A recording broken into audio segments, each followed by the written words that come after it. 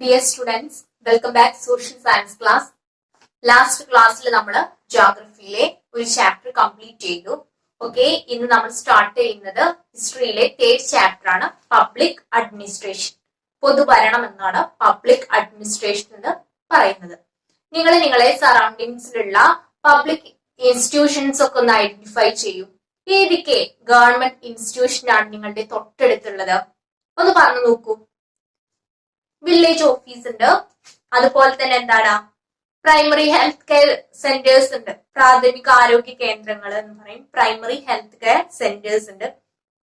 പിന്നെ എന്താ നിങ്ങളെ നിയറസ്റ്റ് ആയിട്ട് കൃഷിഭവൻ ഇല്ലേ? ഓക്കെ, അതുപോലെ തന്നെ എന്താണ് പോലീസ് സ്റ്റേഷൻ. ഇതൊക്കെ എന്താണ് ഗവൺമെന്റ് ഇൻസ്റ്റിറ്റ്യൂഷൻ ആണ്, അല്ലെങ്കിൽ എന്താണ് പബ്ലിക് ഇൻസ്റ്റിറ്റ്യൂഷൻസ് ആണ്. ഈ ഇൻസ്റ്റിറ്റ്യൂഷൻ നമ്മളിപ്പോ പറഞ്ഞ വില്ലേജ് ഓഫീസ്, കൃഷിഭവൻ, പോലീസ് സ്റ്റേഷൻ, അതുപോലെ തന്നെ എന്താണ് പ്രൈമറി ഹെൽത്ത് കെയർ സെന്റേഴ്സ്, ഇതിനൊക്കെ എന്താണ് ഒരേ ഫങ്ഷൻസ് ആണോ? അത് ഡിഫറെന്റ് ഫങ്ഷൻസ് ആണ് വെക്കുള്ളത്. അത് നോക്കിയാലോ ഓരോ ഇൻസ്റ്റിറ്റ്യൂഷന്റെ ഫങ്ഷൻസ് എന്തൊക്കെയാണെന്നുള്ളത്. സി, പ്രൈമറി ഹെൽത്ത് കെയർ സെന്ററിന്റെ ഫങ്ഷൻ എന്താണ്? പ്രൊവൈഡ് മെഡിക്കൽ ട്രീറ്റ്മെന്റ് അല്ലെങ്കിൽ പ്രൊവൈഡ് മെഡിക്കൽ ഫെസിലിറ്റി അല്ലെ. ഗവൺമെന്റ് എന്താണ് ജനങ്ങൾക്ക് മെഡിക്കൽ ഫെസിലിറ്റി നൽകാൻ വേണ്ടിയിട്ടാണ് എന്ത് primary health care centre start ചെയ്തിട്ടുള്ളത്. കൃഷിഭവന്റെ ഫംഗ്ഷൻ എന്താണ്? പ്രൊമോട്ട് അഗ്രികൾച്ചർ അല്ലെ. നല്ല സീഡ്സും അതുപോലത്തെ പ്ലാന്റ്സും ഒക്കെ ഇവിടുന്ന് കിട്ടും, കൃഷിഭവനില് കിട്ടും. വേണ്ട സഹായങ്ങളൊക്കെ ഇവിടുന്ന് കിട്ടും, കൃഷിഭവനിന്ന് കിട്ടും.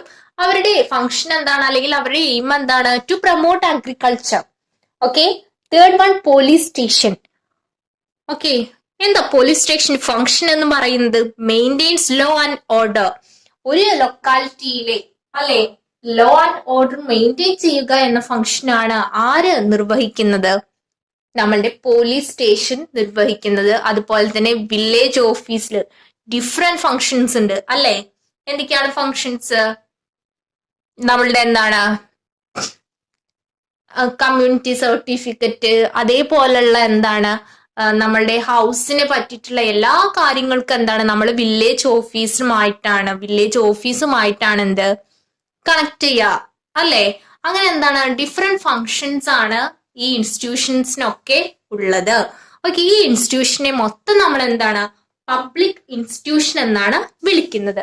ഓക്കെ, പബ്ലിക് ഇൻസ്റ്റിറ്റ്യൂഷൻ എന്ന ഈ ഒരു വേർഡ് അവിടെ നിൽക്കട്ടെ. ഇത്ര ഇൻസ്റ്റിറ്റ്യൂഷൻ ആണ് പബ്ലിക് ഇൻസ്റ്റിറ്റ്യൂഷൻ എന്ന് നിങ്ങൾക്ക് മനസ്സിലായി. നമുക്ക് പഠിക്കാനുള്ള പബ്ലിക് അഡ്മിനിസ്ട്രേഷൻ ആണ്. What is public administration? എന്താ പബ്ലിക് അഡ്മിനിസ്ട്രേഷൻ എന്ന് പറഞ്ഞാല്? See, according to N Gladden, public administration is concerned with the administration of the government. Okay, according to Gladden, public administration is concerned with the administration of a government. ഗവൺമെന്റിന്റെ എന്താണ് ഭരണം അല്ലെ. Public administration എന്ന് പറഞ്ഞാല് ഗവൺമെന്റിന്റെ administration ആണ് എന്നാണ് ആര് പറഞ്ഞത്? എം ഗ്ലാഡൻ പറഞ്ഞിട്ടുള്ളത്. ഓക്കെ, അങ്ങനെയെങ്കിൽ എന്താണ് പബ്ലിക് അഡ്മിനിസ്ട്രേഷൻ? അതിനെപ്പറ്റി നമുക്ക് കൂടുതലായി ഒന്ന് മനസ്സിലാക്കിയാലോ. Public administration is the effective utilisation of the men and materials for the implementation of a existing laws. Okay, see, എന്താണ് പബ്ലിക് അഡ്മിനിസ്ട്രേഷൻ എന്ന് പറഞ്ഞാല്? men and materials, effective utilization of men and materials for the implementation of existing laws അല്ലെ. നിലവിലുള്ള loss എന്താണ് implement ചെയ്യാൻ വേണ്ടിയിട്ട്, പ്രാവർത്തികമാക്കുക അല്ലെ. Implementation എന്ന് പറഞ്ഞാൽ നടപ്പിലാക്കുക എന്നല്ലേ. ലോസ് ഇംപ്ലിമെന്റ് ചെയ്യാൻ വേണ്ടിയിട്ട് മാൻ ആൻഡ് മെറ്റീരിയൽ അല്ലെ. മെറ്റീരിയലും മാൻ പീപ്പിളിനെ എന്താണ് ഇഫക്റ്റീവായി യൂട്ടിലൈസ് ചെയ്യുന്നതിനെയാണ് നമ്മൾ എന്തെന്ന് പറയുന്നത്? പബ്ലിക് അഡ്മിനിസ്ട്രേഷൻ എന്ന് പറയുന്നത്. ഇത്രയേ ഉള്ളൂ. പബ്ലിക് അഡ്മിനിസ്ട്രേഷൻ എന്ന് പറഞ്ഞാല് മനുഷ്യനെയും മെറ്റീരിയൽസിനെയും എന്താണ് നിലവിലുള്ള ലോസ് ഇംപ്ലിമെന്റ് ചെയ്യാൻ വേണ്ടി ഇഫക്റ്റീവായി യൂട്ടിലൈസ് ചെയ്യുന്നു. സോ ആ ഒരു പ്രോസസ്സിനെയാണ് നമ്മൾ എന്തെന്ന് പറയുന്നത്? പബ്ലിക് അഡ്മിനിസ്ട്രേഷൻ എന്ന് പറയുന്നത്. ഇതിലെ ഏത് ഡെഫിനിഷനാണ് നിങ്ങൾക്ക് കൂടുതൽ സ്യൂട്ടബിൾ, പഠിക്കാൻ ഏതാണ് കൂടുതൽ സുഖം, അതിനനുസരിച്ച് ഇതിലെ ഒരു ഡെഫിനേഷൻ നിങ്ങൾ പഠിച്ചു വെക്കുക. ഒന്നുകിൽ നിങ്ങൾക്ക് ഗ്ലാഡിന്റെ എന്താണ് ഡെഫിനേഷൻ പഠിക്കുക, അല്ലെങ്കിൽ ഈ ഒരു ഡെഫിനേഷൻ പഠിക്കുക. പബ്ലിക് അഡ്മിനിസ്ട്രേഷനെ ഡെഫിനേഷൻ മസ്റ്റ് ആയിട്ട് എക്സാമിന് ചോദിക്കുന്ന ഒരു കാര്യമാണ്. Okay, C the history of public administration begins with the formation of state. Based on the difference in the form of government, we can find difference in public administration also. During monarchy, the interest of the monarch was the basis of public administration, but in democratic system, importance is given to the interest of the people. Democratic administration becomes more effective and efficient through public administration.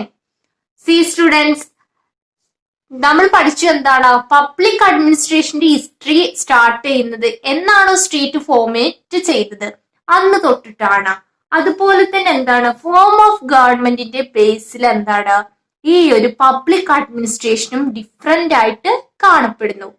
ഒരു സ്റ്റേറ്റിൽ ഏത് form of government ആണ് അതിനനുസരിച്ച് അവിടുത്തെ public administration എന്താണ് different ആയിരിക്കും. Okay, ഇപ്പൊ എന്താണ് മൊണാർക്കി റൂളാണ്, കിങ്ങിന്റെ റൂള് ഉള്ളിടത്ത് എന്താണ് അവിടുത്തെ പബ്ലിക് അഡ്മിനിസ്ട്രേഷൻ ആരുടെ ഇൻട്രസ്റ്റിനാണ് ഇമ്പോർട്ടൻസ് കൊടുക്കുക? മൊണാർക്കിന്റെ, കിങ്ങിന്റെ ഇൻട്രസ്റ്റിനാണ് അല്ലെ. കിങ്ങിന് എന്താണോ ഇൻട്രസ്റ്റ് അതനുസരിച്ചിട്ടുള്ള പബ്ലിക് അഡ്മിനിസ്ട്രേഷൻ ആയിരിക്കും അവിടെ ഉണ്ടായിരിക്കുക. എന്നാൽ ഡെമോക്രസിയിലോ, ഡെമോക്രസി ആർക്കാണ് ഇമ്പോർട്ടൻസ് കൊടുക്കുന്നത്? ജനങ്ങൾക്കാണ്. അതുകൊണ്ട് തന്നെ അവിടുത്തെ പബ്ലിക് അഡ്മിനിസ്ട്രേഷൻ എന്താണ് കൂടുതലായിട്ട് ഇമ്പോർട്ടൻസ് ആർക്കാ കൊടുക്കുക? പീപ്പിൾസിനാണ് കൊടുക്കുക. ഇവിടെ നമ്മൾ മനസ്സിലാക്കുക പബ്ലിക് അഡ്മിനിസ്ട്രേഷനിലൂടെയാണ് ഡെമോക്രാറ്റിക് സിസ്റ്റം കൂടുതൽ ഇഫക്റ്റീവായിട്ട് എഫിഷ്യന്റ് ആയിട്ട് പോകുന്നത്. ഓക്കെ, ഇത്രയും മനസ്സിലാക്കുക. ഡെമോക്രാറ്റിക് സിസ്റ്റത്തിന്റെ ബേസിസ് എന്ന് പറയുന്നത് എന്താണ്? പബ്ലിക് അഡ്മിനിസ്ട്രേഷൻ ആണ്. ഓക്കെ, ഡെമോക്രാറ്റിക് സിസ്റ്റത്തിന്റെ ബേസ് എന്ന് പറയുന്നത് പബ്ലിക് അഡ്മിനിസ്ട്രേഷൻ ആണ്. Public administration makes the democratic rule more efficiently and more effective. Next നമുക്ക് ഡിസ്കസ് ചെയ്യാനുള്ളത് importance or significance of a public administration. നിങ്ങൾ ആ ഒരു ഫ്ലോ ചാർട്ട് ശ്രദ്ധിക്കുക. Significance of public administration very important ആയിട്ടുള്ള ഒരു ഭാഗമാണ്. ഈ 4 പോയിന്റ്സും വളരെ എന്താണ് ഇമ്പോർട്ടന്റ് ആണ്, നന്നായി പഠിച്ചു വെക്കുക. First one, formulate governmental policies. എന്താണ് നമ്മളുടെ പബ്ലിക് അഡ്മിനിസ്ട്രേഷന്റെ റോള്? ഈ ക്വസ്റ്റ്യൻസ് എന്താണ്? ചിലപ്പോൾ significance of public administration, aim of public administration, role of public administration എന്നിങ്ങനെ എന്താണ് ഡിഫറെന്റ് ക്യാപ്ഷനിൽ ചോദിക്കാം. ഫസ്റ്റ് സിഗ്നിഫിക്കൻസ് എന്ന് പറയുന്നത് ഫോർമുലേറ്റ് ഗവൺമെന്റൽ പോളിസീസ്. എന്താണ് ഗവൺമെന്റ് പോളിസീസ് എന്താണ് ഫോർമുലേറ്റ് ചെയ്യുക. Okay, second one, ensure the welfare of people. അതുപോലെ തന്നെ എന്താണ് പീപ്പിൾസിന്റെ വെൽഫെയർ എന്താണ് കീപ്പ് ചെയ്യുക, എൻഷ്യൂർ ചെയ്യുക. Third one, find out the solution to public issues. See, ധാരാളം പബ്ലിക് ഇഷ്യൂസ് ഉണ്ട് അല്ലെ. എന്തൊക്കെയാണ്? പ്ലാസ്റ്റിക് ഒരു പബ്ലിക് ഇഷ്യൂ ആണ് അല്ലെ. അതുപോലെ തന്നെ എന്താണ് മറ്റ് ഉള്ള എന്താണ് സൗകര്യങ്ങളില്ലാത്തതും റോഡ് ട്രാൻസ്പോർട്ടേഷൻ ഒക്കെ എന്താണ് ഇല്ലാത്തൊക്കെ എന്താണ് പബ്ലിക് ഇഷ്യൂ ആണ്. ഈ പബ്ലിക് ഇഷ്യൂവിനൊക്കെ എന്താണ് സൊല്യൂഷൻ ഫൈൻഡ് ഔട്ട് ചെയ്യുക എന്നുള്ളതും ആരുടെ എയിമാണ് അല്ലെങ്കിൽ ആരുടെ റോളാണ്? നമ്മളുടെ പബ്ലിക് അഡ്മിനിസ്ട്രേഷന്റെ റോളാണ്. Last one, provide goods and services. Okay, provide goods and services to the people. ആർക്ക് ഗുഡ്സും സർവീസും പ്രൊവൈഡ് ചെയ്യുക? ജനങ്ങൾക്ക് പ്രൊവൈഡ് ചെയ്യുക. It is another role or aim of a public administration.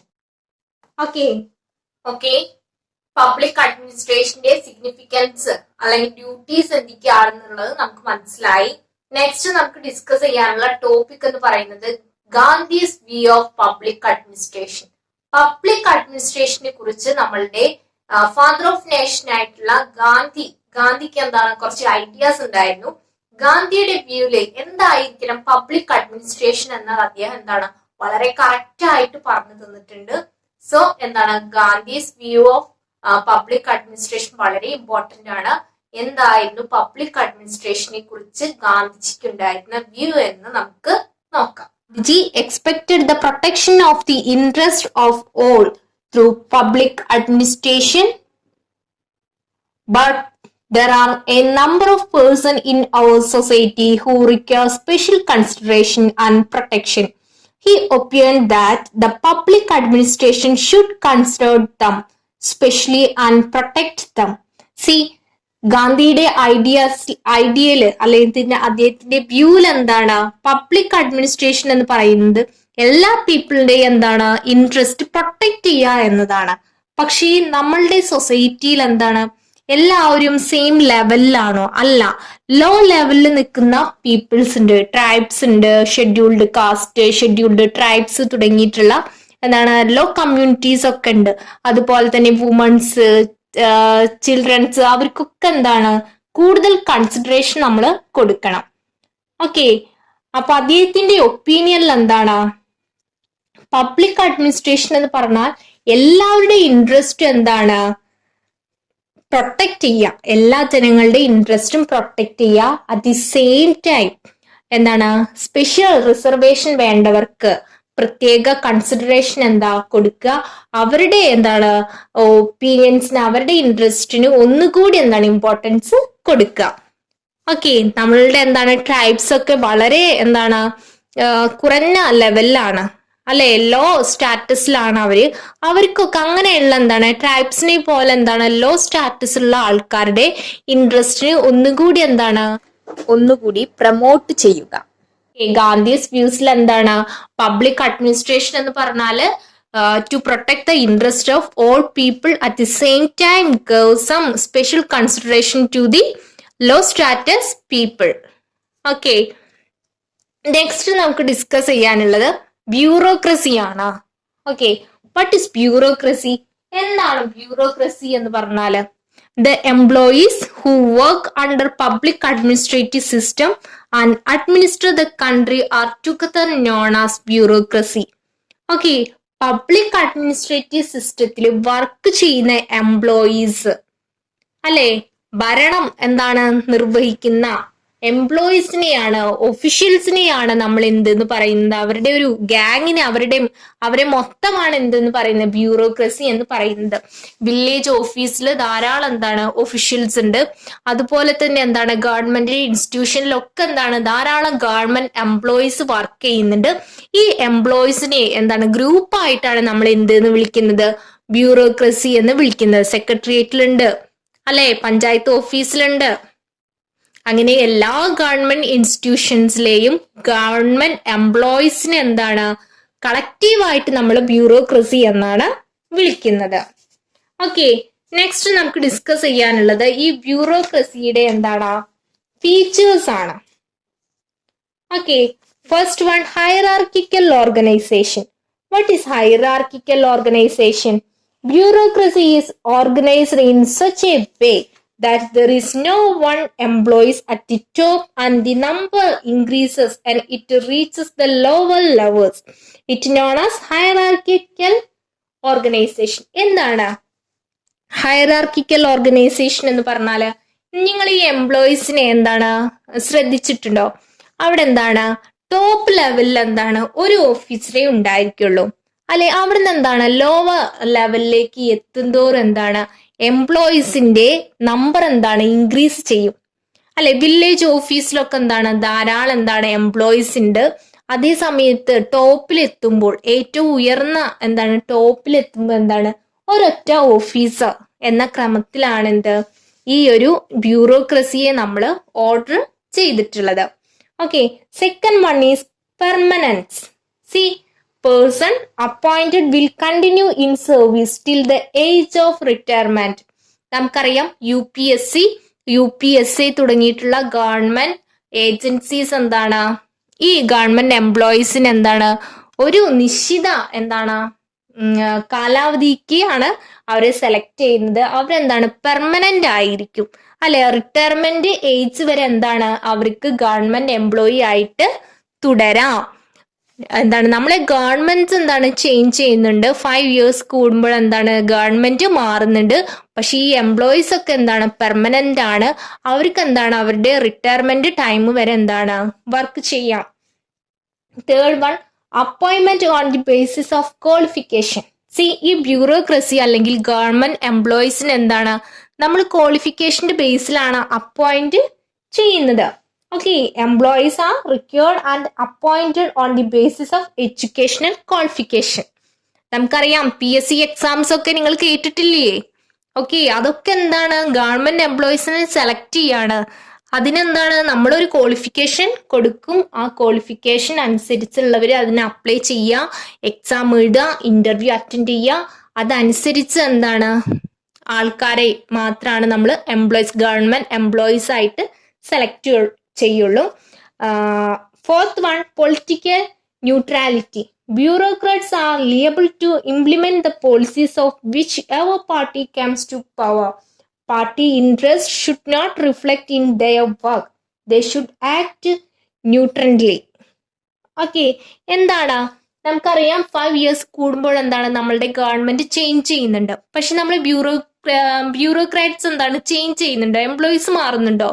ഇല്ല. ഇപ്പൊ പിണറായി വിജയന്റെ ഗവൺമെന്റ് ആണ് ഇപ്പോ കേരള റൂൾ ചെയ്യുന്നത്, അല്ലെ? ഇനി അത് മാറി കോൺഗ്രസ് ഗവൺമെന്റ് വരികയാണെന്നുണ്ടെങ്കിൽ എന്താണ്, ഈ സമയത്ത് എംപ്ലോയീസ് എന്താണ്, അവരുമായിട്ട് ചേർന്ന് എന്താണ്, അവർ പറഞ്ഞ വർക്കുകൾ ചെയ്യുക. അല്ലെങ്കിൽ പിണറായി വിജയന്റെ ഗവൺമെന്റിന് നല്ലത് ചെയ്തു കൊടുത്ത ഓഫീസേഴ്സ് എന്താണ്, കോൺഗ്രസിന്റെ ഗവൺമെന്റിന് എന്താണ്, വർക്ക് ഒന്നും ചെയ്തു കൊടുക്കാതിരിക്കുക, അങ്ങനെയുള്ളതൊന്നും ചെയ്യരുത്. അവരെന്താണ്, ന്യൂട്രാലിറ്റി വേണം. അവരെന്താണ്, സ്ഥിരമായിട്ട് അല്ലെങ്കിൽ ഏകപക്ഷീയമായിട്ട് നിലനിൽക്കണം. അവരുടെ എയിം എന്ന് പറയുന്നത് എന്താണ്, ആ ഒരു ഏത് ഗവൺമെന്റ് ആണോ റൂൾസ് എന്താണ് ക്രിയേറ്റ് ചെയ്യുന്നത് അത് ഇംപ്ലിമെന്റ് ചെയ്യുക. ആ ഒരു ഗവൺമെന്റിന് അനുസരിച്ചിട്ട് എന്താണ്, അവരുടെ ബ്യൂറോക്രസിയുടെ സ്വഭാവം മാറരുത് എന്നാണ് പറയുന്നത്. Okay, last one, professionalism. Every government employee must be skilled in their work. Okay, professionals എന്ന് പറഞ്ഞാൽ എന്താണ്, അവരുടെ എന്താണ്, അവർക്ക് എന്താണ്, അവരുടെ വർക്കിൽ എന്താണ്, അവർ നല്ല സ്കിൽഡ് പേഴ്സണൽ ആയിരിക്കണം. ഓക്കെ, നല്ല കഴിവുള്ളവര് ആയിരിക്കണം. ബ്യൂറോക്രസിയുടെ ഫീച്ചേഴ്സ് നിങ്ങൾക്ക് ക്ലിയർ ആയെന്ന് കരുതുന്നു. നെക്സ്റ്റ് നമുക്ക് ഡിസ്കസ് ചെയ്യാനുള്ള ടോപ്പിക് ബ്യൂറോക്രസി ഇൻ ഇന്ത്യ. ഇന്ത്യയിലെ government employees. C, all the employees who work under the central and the state governments and the employees under the public sector undertakings are part of India's civil service. Okay, central ഗവൺമെന്റിന്റെയും state ഗവൺമെന്റിന്റെയും കീഴിൽ work ചെയ്യുന്ന എംപ്ലോയീസും അതുപോലെ തന്നെ public സെക്ടറിൽ work ചെയ്യുന്ന എംപ്ലോയീസും എല്ലാം എന്താണ്, ഇന്ത്യൻ സിവിൽ സർവീസിന്റെ ഭാഗമാണ്. ഓക്കെ, സ്റ്റേറ്റ് എംപ്ലോയീസും സെൻട്രൽ ഗവൺമെന്റ് എംപ്ലോയീസും പബ്ലിക് സെക്ടർ എംപ്ലോയീസ് എന്താണ്, ഇന്ത്യൻ സിവിൽ സർവീസിന്റെ ഭാഗമാണ്. ഇന്ത്യൻ ബ്യൂറോക്രസിയെ നമ്മൾ എന്താണ്, താഴെ പറയുന്ന ആ ഒരു ചാർട്ടിൽ പറയുന്ന രീതിയിലാണ് നമ്മൾ ഡിവൈഡ് ചെയ്തിട്ടുള്ളത്. അതെന്തൊക്കെയാണെന്ന് നമുക്ക് ഡിസ്കസ് ചെയ്യാം. Indian civil service. Indian civil സർവീസിന് എന്താണ്, 3 പാർട്സ് ആണുള്ളത്. First one, all India service.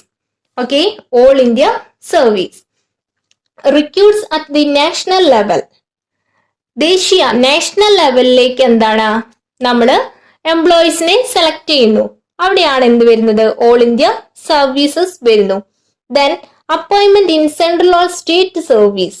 Okay, അതായത് സ്റ്റേറ്റ് ഗവൺമെന്റിലോ അല്ലെങ്കിൽ സെൻട്രൽ സർവീസിൽ എന്താണ്, ഉദ്യോഗാർത്ഥികളെ ബ്യൂറോക്രാറ്റ്സിനെ തെരഞ്ഞെടുക്കുന്ന സിസ്റ്റം ആണ് എന്ത്, ഓൾ ഇന്ത്യ സർവീസ്. ആ ഓൾ ഇന്ത്യ സർവീസിൽ വരുന്ന ബ്യൂറോക്രാറ്റ്സ് എന്ന് പറയുന്നത് ഇന്ത്യൻ അഡ്മിനിസ്ട്രേറ്റീവ് സർവീസും ഇന്ത്യൻ പോലീസ് സർവീസും ആണ്. IASഉം IPSഉം നിങ്ങൾ കേട്ടിട്ടില്ലേ? അതെന്താണ്, ഓൾ ഇന്ത്യ സർവീസിലുള്ള ബ്യൂറോക്രാറ്റ്സ് ആണ്, ഗവൺമെന്റ് എംപ്ലോയീസ് ആണ്. ഈ ഒരു എംപ്ലോയീസിന് എന്താണ്, നമ്മൾ സ്റ്റേറ്റ് ലെവലിലോ സെൻട്രൽ സർവീസിലായിരിക്കും അപ്പോയിന്റ്മെന്റ് ചെയ്യാം. Okay, second one, central service. Recruits at national level. ഇത് എന്താണ്, നാഷണൽ ലെവലിൽ, ദേശീയ തലത്തിലെ നാഷണൽ ലെവലിലാണ് ഈ ഒരു എംപ്ലോയീസിനെ നമ്മൾ സെലക്ട് ചെയ്യുന്നത്. Okay, appoints in central government department only. ഈ ഒരു സെൻട്രൽ സർവീസിലൂടെ തെരഞ്ഞെടുക്കുന്ന ഈ എംപ്ലോയീസിനെ എന്താണ്, നമ്മള് സെൻട്രൽ ഡിപ്പാർട്ട്മെന്റിൽ മാത്രമാണ് അപ്പോയിന്റ് ചെയ്യുക. അതിനുള്ള ബ്യൂറോക്രാറ്റ്സിനുള്ള എക്സാമ്പിൾ എന്ന് പറയുന്നത് ഇന്ത്യൻ ഫോറിൻ സർവീസും ഇന്ത്യൻ റെയിൽവേ സർവീസും. നമുക്കറിയാം ഇന്ത്യൻ റെയിൽവേ എന്നൊക്കെ പറഞ്ഞാല് ഇന്ത്യൻ സെൻട്രൽ ഗവൺമെന്റിന്റെ ഇൻസ്റ്റിറ്റ്യൂഷൻ ആണ്, അല്ലെ? അവിടേക്കുള്ള എന്താണ് എംപ്ലോയീസിനൊക്കെ എന്താണ് ആരാ റിക്രൂട്ട് ചെയ്യുന്നത്? സെൻട്രൽ സർവീസ് ആണ് റിക്രൂട്ട് ചെയ്യുന്നത്. Okay. Third one, state services recruits at state level. Okay. State ലെവലില് ബ്യൂറോക്രാറ്റ്സിനെ എംപ്ലോയീസിനെ തെരഞ്ഞെടുക്കുന്നു. Appoints in state government departments only. Government state ഗവൺമെന്റിൽ മാത്രം, ഗവൺമെന്റിന്റെ ഡിപ്പാർട്ട്മെന്റിൽ മാത്രമാണ് സ്റ്റേറ്റ് സർവീസിലൂടെ തെരഞ്ഞെടുക്കുന്ന എംപ്ലോയീസിനെ അപ്പോയിന്റ് ചെയ്യുന്നത്. ഓക്കെ. ഇന്ത്യൻ സിവിൽ സർവീസിന് 3 പാർട്സ് ആണുള്ളത്. ഓൾ ഇന്ത്യ സർവീസും, സെൻട്രൽ സർവീസും, സ്റ്റേറ്റ് സർവീസും. ഓൾ ഇന്ത്യ സർവീസിൽ നാഷണൽ ലെവലിലും സ്റ്റേറ്റ് ലെവലിലേക്കാണ് നമ്മൾ ബ്യൂറോക്രാറ്റ്സിനെ അപ്പോയിന്റ് ചെയ്യുന്നത്. സെൻട്രൽ സർവീസ് എന്ന് പറഞ്ഞാൽ സെൻട്രൽ എന്താണ് ഗവൺമെന്റ് ഡിപ്പാർട്ട്മെന്റിലേക്ക് മാത്രം സെലക്ട് ചെയ്യുന്നു. സ്റ്റേറ്റ് സർവീസ് എന്ന് പറഞ്ഞാൽ സ്റ്റേറ്റ് ഡിപ്പാർട്ട്മെന്റിലേക്ക് മാത്രമാണ് അവരെ അപ്പോയിന്റ് ചെയ്യുന്നത്. വളരെ സിമ്പിൾ ആയിട്ടുള്ള ഒരു ചാർട്ടാണ്. ഓക്കെ. ഇനി നമുക്കറിയാം 2 ഇൻസ്റ്റിറ്റ്യൂഷൻസ് ആണ് PSC ആൻഡ് UPSC. ഓക്കെ. നിങ്ങൾ ഇതിൽ ഏറ്റവും കൂടുതൽ കേട്ടിട്ടുണ്ടായിരിക്കുക, നമുക്ക് ഫെമിലിയർ ആയിട്ടുള്ള വേർഡ് എന്ന് പറയുന്നത് എന്താണ്? PSC ആണ്. ഓക്കെ. എന്തൊക്കെയാണ് PSC എന്ന് പറയുന്ന ഇൻസ്റ്റിറ്റ്യൂഷന്റെ സവിശേഷതകൾ എന്ന് നമുക്ക് നോക്കാം. PSC, public service commission of the state. Okay, at the state level, candidates are recruited by the Public Service Commission of State. Okay, നമ്മൾ എന്താണ് സ്റ്റേറ്റ് ലെവലിൽ നമ്മൾ ബ്യൂറോക്രാറ്റ്സിനെ, ഗവൺമെന്റ് എംപ്ലോയീസിനെ തെരഞ്ഞെടുക്കുന്ന ഇൻസ്റ്റിറ്റ്യൂഷൻ എന്ന് പറയുന്നതാണ് എന്ത്? PSC എന്ന് പറയുന്നത്. ഓരോ സ്റ്റേറ്റിന് എന്താണ് PSC ഇൻസ്റ്റിറ്റ്യൂഷൻ ഉണ്ടായിരിക്കും, PSC ബോർഡ് ഉണ്ടായിരിക്കും. കേരളത്തിലെ PSC ബോർഡാണ് KPSC എന്ന് നമ്മൾ അറിയപ്പെടുന്നത്, Kerala public Service Commission. Okay. The governor appoints the chairman and members of State Public Service Commission. Okay. നമുക്ക് എന്താണ് PSCയുടെ എന്താണ് ചെയർമാനെയും മെമ്പേഴ്സിനെയും അപ്പോയിന്റ് ചെയ്യുന്നത് ആരാണ്? ഗവർണർ ആണ്. ഓക്കെ. നെക്സ്റ്റ് നമുക്ക് ഡിസ്കസ് ചെയ്യാനുള്ളത് UPSC ആണ്. Okay. UPSC. Candidates to all India services and central services are recruited by the Union Public Service Commission. UPSC. നമുക്കറിയാം ഓൾ ഇന്ത്യ സർവീസിലേക്കും അതുപോലെ തന്നെ സെൻട്രൽ സർവീസിലേക്കുമുള്ള എംപ്ലോയീസിനെ കാൻഡിഡേറ്റ്സിനെ ആരാണ് റിക്രൂട്ട് ചെയ്യുന്നത്? ആരാ തെരഞ്ഞെടുക്കുന്നത്?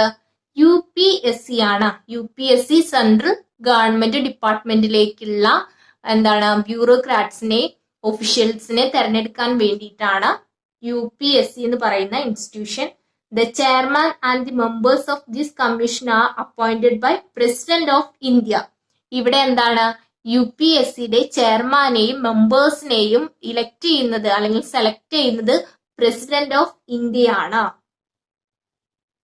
Okay. UPSC has elaborate mechanism for recruitment of candidates based on qualification.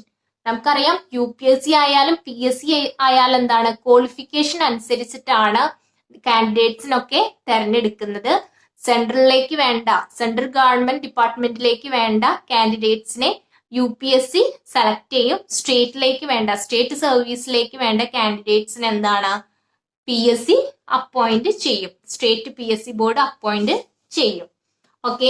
ഇവിടെ നിങ്ങൾ ശ്രദ്ധിക്കേണ്ടത് എന്താണ്? മറ്റൊരു കാര്യമാണ് UPSC and state PSCs are constituted on the basis of constitutional provision.